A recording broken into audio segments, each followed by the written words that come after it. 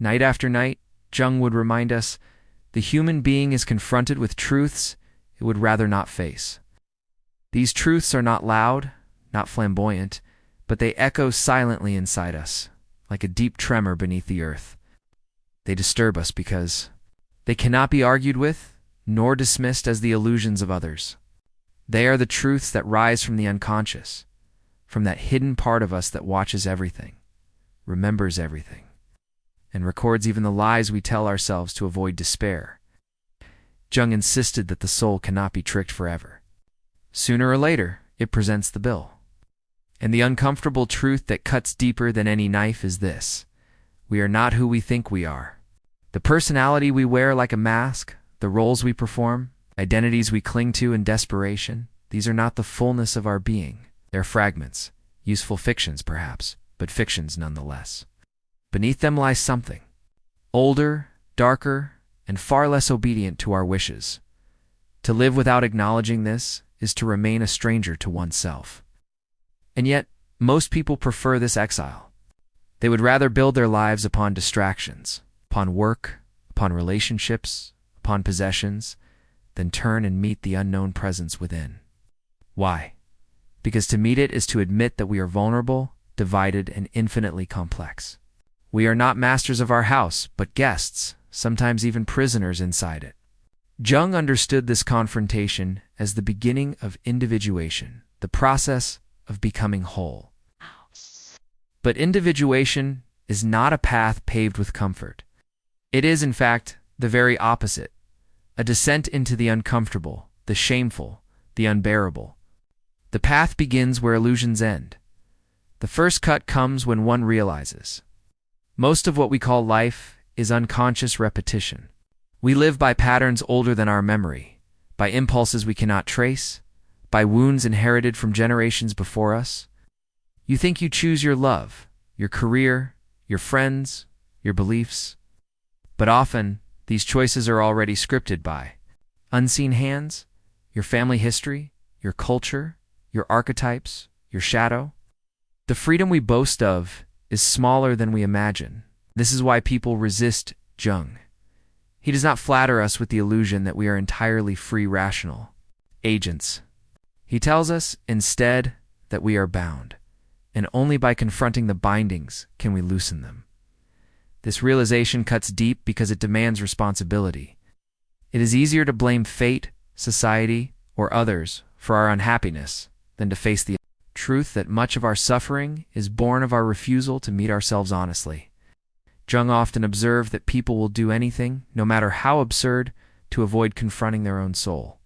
They will fill their days with noise, surround themselves with constant movement, drown in endless entertainment, and yet complain of emptiness. Why emptiness? Because the soul demands attention. The unconscious wants to be heard, and if ignored, it will sabotage, torment, and break us until we listen. There is no escape from oneself, only delay. And the longer we delay, the more violent the encounter becomes. Dreams turn into nightmares. Habits become compulsions. Relationships repeat the same destructive cycles. The world outside begins to mirror the chaos within until reality itself seems hostile. But the hostility is not from the world. It is from the neglected depths of our being. To admit this is painful, but it is the first step toward true freedom. Jung once remarked that modern man suffers not from too much reality, but from too little. We dull ourselves against truth, preferring the shallow comforts of half-conscious living. But real life begins only when we dare to descend into the depths and face the uncomfortable truths that the unconscious reveals. And here lies another. Of those truths, every human being carries a shadow, not metaphorically, not poetically, but inescapably. The shadow is the collection of everything we deny, reject, repress, or refuse to acknowledge. It is the anger we swallow, the envy we disguise as righteousness, the fears we cover with arrogance, the desires we bury under morality. It lives in all of us, and it shapes us far more than our polished personalities. But most people would rather project the shadow outward than admit its presence within. We condemn others for qualities we secretly possess. We despise in the world what we cannot face in ourselves. Wars are waged not only between nations, but within the individual psyche, and these wars spill outward into society. The truth cuts deep. Evil is not out there somewhere, belonging to other people. Evil is in me, in you, in everyone. To deny this is to remain blind. To accept it is to begin the long, difficult work of integrating it. Jung did not say this to depress us, but to awaken us. For the person who acknowledges the shadow is far less likely to be possessed by it. Yet, integration is not a one-time act. It is a lifelong struggle. Every new stage of life brings fresh shadows to confront. Youth hides one set, maturity another, old age yet another. And so the journey never ends, because life itself is a constant dialogue between what we know of ourselves and what lies hidden. To live authentically is not to eliminate contradiction, but to embrace it. To hold the tension between opposites without collapsing into despair or fanaticism. Jung believed that only by bearing this tension can we grow beyond one-sidedness. And here is perhaps the most uncomfortable truth of all. Suffering is necessary. In a culture obsessed with comfort, progress, and happiness, this statement sounds cruel. Yet Jung knew that without suffering, there is no transformation. The soul does not grow in comfort, it grows in fire. Just as gold is purified in the furnace, the human being is refined through trials, failures, and losses. Suffering strips us of illusions, tears away masks, and forces us to confront what truly matters. Those who avoid suffering at all costs remain shallow. Those who endure it with consciousness find depth. But what does this suffering look like in ordinary life? It is the heartbreak that shatters a man's illusions of control. It is the illness that strips away a woman's plans and forces her into confrontation with mortality. It is the betrayal that reveals how fragile trust can be, the loneliness that unmasks our dependence on others, the failure that breaks our pride and exposes us to humility. None of these experiences are pleasant. They wound us. But the wound is the place where the light enters, as Jung often implied. To suffer consciously is to allow pain to reshape us rather than destroy us. The modern person, however, resists suffering more than ever. With endless distractions, with technology offering constant escape, with social media offering masks more glittering than any ancient carnival, people flee from their own depth. Yet, the soul is patient. It waits. And when it can no longer wait, it erupts in the form of anxiety, depression, emptiness, or despair. These are not merely illnesses in the medical sense. They are often summons from the unconscious. They say, "You have not lived truly. You have ignored me too long." To hear this voice is frightening, but to ignore it is worse. And so, Jung invites us to embrace the fire. He warns us that the path of individuation, of becoming whole, is not for the faint of heart. It is not about comfort or conventional success. It is about truth. It is about allowing the unconscious to speak, about facing one's darkness, about integrating the shadow, about accepting suffering as the crucible of transformation. Most will turn away. But for those who dare, there awaits something greater than comfort. There awaits meaning. For meaning is the true opposite of despair. Comfort can soothe the surface, but only meaning can heal the depths. Meaning is discovered not in the avoidance of suffering, but in the embrace of it, not in the denial of truth, but in its acceptance. Jung's uncomfortable truth cuts deep because it shatters the illusions on which most lives are built. But in this destruction lies the seed of renewal. Only when the false self dies can the true self be born, and meaning, unlike happiness, does not vanish when life turns against us. Happiness is a mood, a fleeting visitor, easily disturbed by circumstance, but meaning endures. Meaning can hold us even through grief, even through loneliness, even through despair. It allows suffering to be carried with dignity instead of resentment. This is why Jung insisted that life is not about avoiding the dark, but about finding meaning in it. Only by embracing the whole of our experience, the beauty and the terror, the joy and the pain, can we live fully. This is the uncomfortable truth. Life will wound you, betray you, break you open. No philosophy, no religion, no ideology can fully protect you from that. But the wound is not the end. It is the beginning. What matters is not how perfectly you avoid suffering, but how consciously you endure it. And in that endurance, the soul finds its shape, its voice, its destiny. Jung's work was nothing less than a call to face this reality with open eyes. The second wound that Jung brings to our awareness, and one that cuts just as deeply as the shadow within, is the realization that the world we inhabit is not built to nurture the soul. Society rewards masks, not authenticity. From the earliest years, we are shaped by the expectations of parents, teachers, institutions, and culture.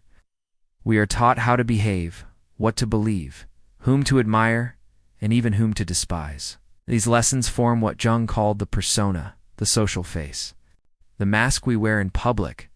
The persona is not inherently bad. Without it, we could not live among others. We would be like raw nerves exposed to the world. But when we confuse the persona with our true self, when we mistake the mask for the soul, we become trapped in a shallow existence. We become performers in a theater that never ends. This truth unsettles because it forces us to ask, how much of my life has truly been mine? How many of my desires are authentic, and how many are borrowed, imposed, or absorbed? Without question. The modern world, Jung argued, is particularly dangerous in this regard, because it overwhelms us with collective opinions. With the seduction of conformity, with the pressure to fit into categories and tribes, it is easier to become a role than to become a person, yet to remain in this state is to betray the deeper call of individuation. The soul does not want to be a mask. It longs to be whole. But to break free from the persona is to risk alienation. Friends may drift away, family may disapprove, society may punish. The person who seeks authenticity often finds themselves alone, wandering in deserts of misunderstanding. Jung himself experienced this. After breaking with Freud, after daring to explore the strange world of the unconscious on his own terms, he endured years of isolation. He entered what he called his confrontation with the unconscious, a time when visions, dreams, and inner figures consumed him, confessed that he felt close to madness. Yet it was through this descent that he emerged with the insights that would define his life's work. The uncomfortable truth, then, is that authenticity demands sacrifice. We cannot become whole without paying the price of rejection. And it is not only the individual who resists authenticity. The collective resists it too.